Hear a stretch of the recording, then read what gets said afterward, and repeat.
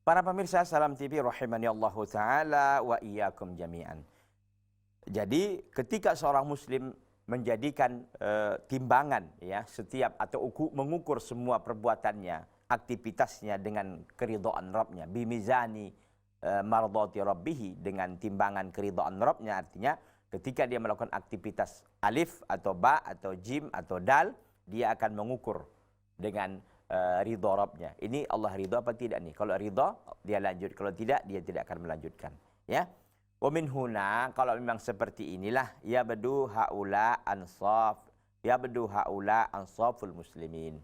Maka dari sini nampaklah seorang muslim yang benar-benar tegak, benar-benar berjalan di atas rel yang sudah ditentukan. Nampaklah itu.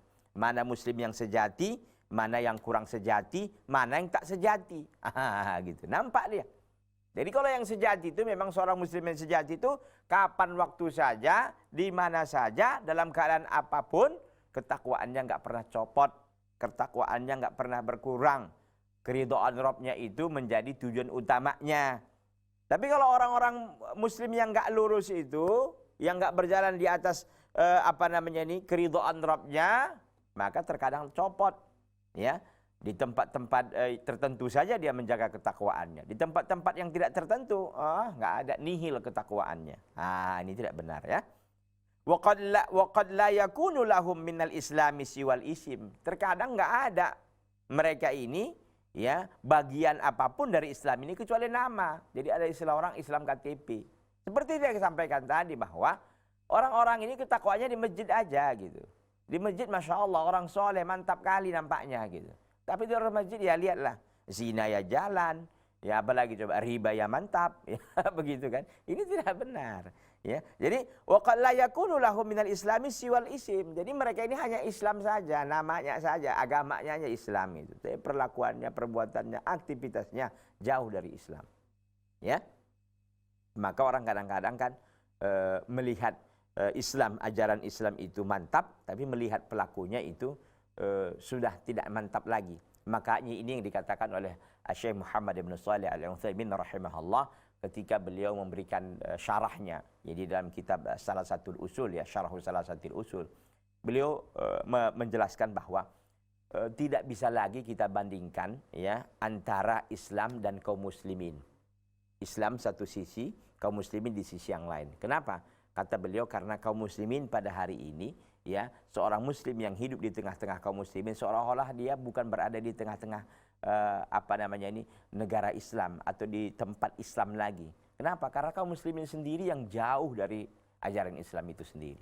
Namanya saja masih muslim ya, tapi perbuatannya Masya Allah jauh dari nilai-nilai Islam. Itu yang kata beliau. Jadi satu sisi Islam dengan segala kesempurnaannya, dengan segala konsep yang begitu sangat indah dan membawa seorang menuju keridhaan Rabbnya, ternyata apa? Jauh dari prakteknya ya, dari kaum muslimin gitu. Yang melakukan riba ya kaum muslimin juga. Itu. Yang berzina ya kaum muslimin juga, begitu. Yang mencuri kaum muslimin juga. Yang membuka aurat ya kaum muslimin juga. Begitu. Padahal dia Islam kan. Islam konsepnya Masya Allah luar biasa mantap. Tapi apa? Ketika dalam prakteknya, ketika di dalam implementasinya itu mereka ini jauh. Sehingga nggak bisa dibandingkan lagi antara Islam dan kaum muslimin. Artinya kaum muslimin tidak bisa lagi menjadi wakil-wakil Islam itu sendiri. Kalau mau lihat Islam, lihat tuh kaum muslimin. Nggak bisa lagi kita. Jadi ajarannya mantap, tapi orang-orang yang melaksanakan ajaran itu tak mantap lagi. Ya, tentu ini pembicaraan ini kepada saya pribadi, kemudian seluruh pemirsa Salam TV rahimani Allahu taala wa iyyakum jami'an ya. Wa hadzal izdiwaju fi syakhsyiyati min akhtari ma batuliya bihil muslimuna fi hadzal asri. Dan inilah sebuah duplikasi ya. Duplikasi artinya sesuatu yang tidak konsisten. Inilah ketidakkonsistenan bisyakhsiyah ya, bisyakhsiyah dalam sebuah karakter min akhtari. Ini yang paling berbahaya yang menimpa kaum muslimin fi hadzal asri pada masa ini. Ini dia. Jadi ketakwaannya itu hanya apa ya? Hanya di tempat-tempat tertentu. Di masjid takwalah dia gitu kan. Di depan orang-orang yang dia kenal barangkali diseganinya dia takwa. Depan ustadz Masya Allah seperti bunga-bunga tak berdosa begitu kan. Tapi kalau sudah keluar dari majelisnya, majelis ilmu, ini dia. Macam tak kenal lagi masjid, macam tak Islam lagi dia. Begitu kan. Jauh sekali dari nilai Islam. Ini tidak benar. Ya. Jadi inilah katanya kata Syekh Dr. Ali Hashimi yang menimpa kaum muslimin saat ini, yang seperti ini gitu. Jadi ketakwaannya itu hanya pada tempat-tempat tertentu di waktu-waktu tertentu dan ini tidak benar. Ya. Oleh karena itu ikhwati fillah azanillahu taala wa iyyakum jami'an, mari sama-sama kita untuk introspeksi diri masing-masing. Sudahkah kita bisa selalu menjaga ketaatan kita kepada Allah? Sudahkah kita menjadikan bahwa tujuan terbesar kita itu adalah ridho Allah azza wajalla, bukan yang lain? Ya, terkadang kita mampu secara teori begitu kan, tapi ketika di prakteknya kita lemah, ketika di prakteknya kita tak mampu. Ada juga yang seperti itu. Ya, maka kita banyak berdoalah tentunya kepada Allah agar selalu mampu kita menjaga ketaatan kita kepada Allah, agar kita selalu mampu untuk menjadikan timbangan dalam setiap ukuran, dalam setiap aktivitas, dalam setiap perbuatan kita keridhaan Allah. Dilihat, ditanya, ini gimana ya? Allah ridho nggak? Allah senang nggak? Kalau senang lanjut, kalau nggak jangan. Begitu ya. Baik para pemirsa Salam TV rahimani Allahu taala wa iyyakum jami'an. Itu yang keenam sudah kita selesaikan, masuk poin yang ketujuh. Poin yang ketujuh, al-muslimu ma'a rabbihi apa? Mu'addin al-fara'idha wal arkana wan nawafil. Seorang muslim itu mu'addin. Mu'addin itu artinya adalah selalu melaksanakan. Apa yang dilaksanakannya? Al-fara'idha. Ya, sesuatu yang telah dipardukan kepadanya atau melaksanakan semua kewajiban-kewajibannya yang sudah dipardukan kepadanya. Wal arkan, dan yang menjadi rukun-rukunnya. Wal nawafil, dan yang sunnah-sunnah. Jadi semua yang wajib-wajib, semua yang pardu-pardu, ya, dan bahkan sunnah pun dia laksanakan. Ini dia seorang muslim yang sejati. Ya. Wal muslimus sadiqu yuaddi fara'idha al-islami wa arkanahu adaan kamilan hasanan la tahawuna fihi wa la tasahula wa la tarakhusa. Seorang muslim yang sejati itu, yang tulus itu, senantiasa dia melaksanakan fara'idhal Islam, kewajiban-kewajiban yang ada dalam Islam ini. Wa arkanahu, dan rukun-rukun Islam. Ya, fara'idhal Islam, ya, yang diwajibkan di dalam Islam, ya. Wa arkanahu, dan rukun-rukunnya. Adaan kamilan, pelaksanaan yang sempurna dan paripurna. Sempurna, kamilan, hasanan, baik. Baik dan sempurna. La tahawuna fiha, la tahawuna fihi wa la tasahula. Tidak ada di situ yang namanya kelalaian, dan tidak ada pula dia bermudah-mudah, dan tidak ada pula dia mencari rukhsah, keringanan-keringanan yang bermudah-mudah. Enggak. Jadi seorang muslim melaksanakan apa adanya. Bagaimana kewajiban-kewajiban yang ada dalam Islam ini? Bagaimana rukun-rukunnya dilaksanakan? Adaan kamilan, pelaksanaan yang sempurna, ya. Pelaksanaan yang sempurna, hasanan, baik pula dia, sempurna dan baik, ya. La tahawuna fihi, enggak ada di situ ceritanya dilalai. Kemudian apa lagi? Tidak ada di situ tasahul, bermudah-mudah, dan tidak ada pula tarakhus. Tarakhus itu apa? Itu mencari yang ringan-ringan. Tidak ada. Ya, tidak ada itu.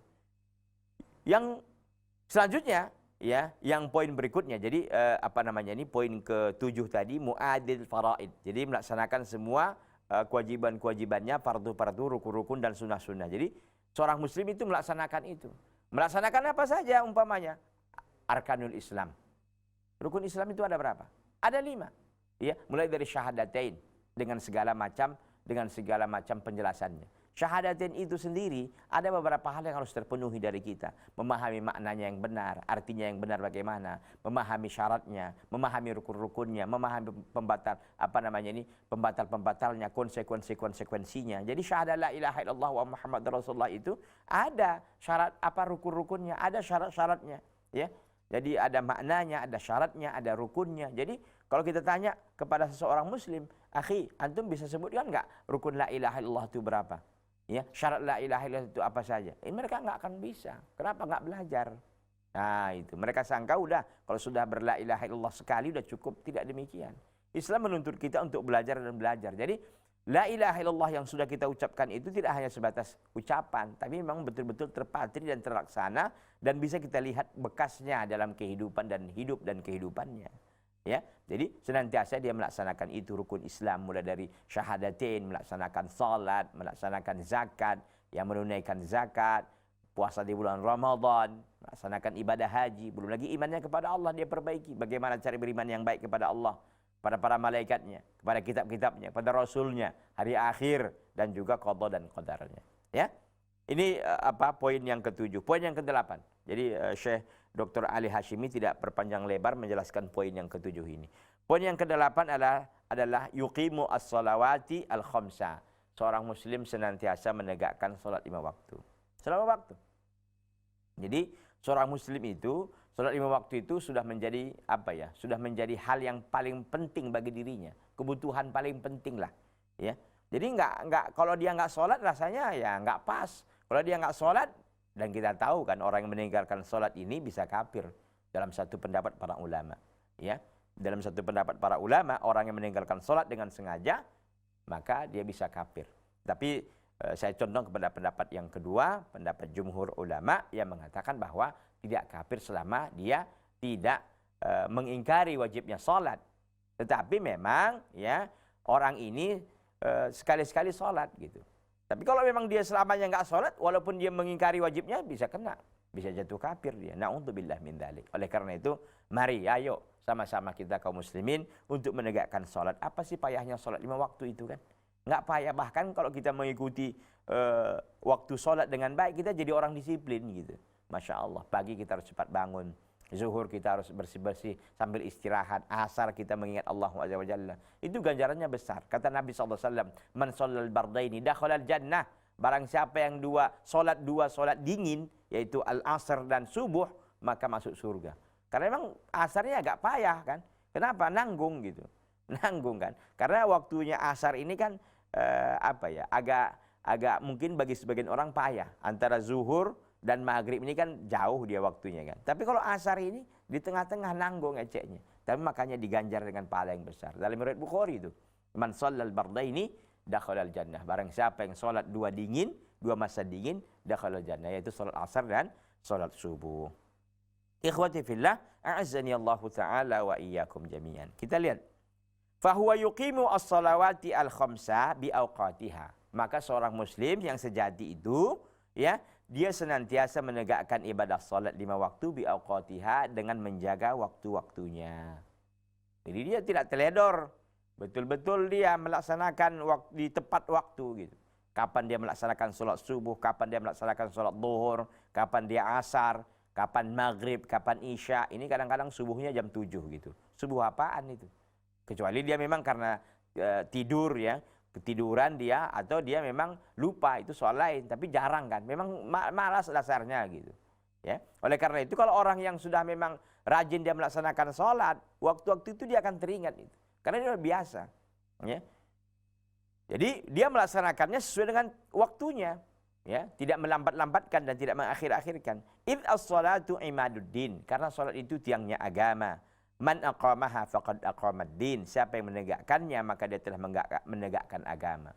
Maka kita ketahui ya, salat ini adalah sebuah sebuah perkara yang besar dalam agama kita ini. Wa man tarakaha faqad hadamad-din. Barang siapa yang meninggalkan salat, maka dia telah menghancurkan agama ini. Ya. Jadi sebuah hal yang besar sekali dalam Islam ini adalah perkara salat. Dan salat ini kan bagi laki-laki itu permanen. Maksudnya permanen apa? Nggak pernah salat ini boleh ditinggalkan bagi laki-laki yang sudah baligh. Jadi ketika kita sudah baligh, bagi laki-laki itu nggak ada ceritanya meninggalkan salat sampai dia mati. Apakah salat itu gugur karena dia sakit? Tidak. Apakah salat ini gugur karena dia capek? Enggak. Apakah salat ini gugur karena dia sibuk? Enggak. Nggak ada gitu, kecuali pakai wanita. Bagi para kaum wanita itu memang ada kewajiban sholat ini digugurkan, atau tidak wajib qadha ketika mereka haid atau nifas, itu saja. Ya, kalau enggak ada cerita. Makanya ikhwati fillah azani Allah taala wa iyyakum jami'an, jaga sholat. Baik, para pemirsa Salam TV rahimani Allah taala wa iyyakum, kita akan kembali setelah yang satu ini, jangan kemana-mana.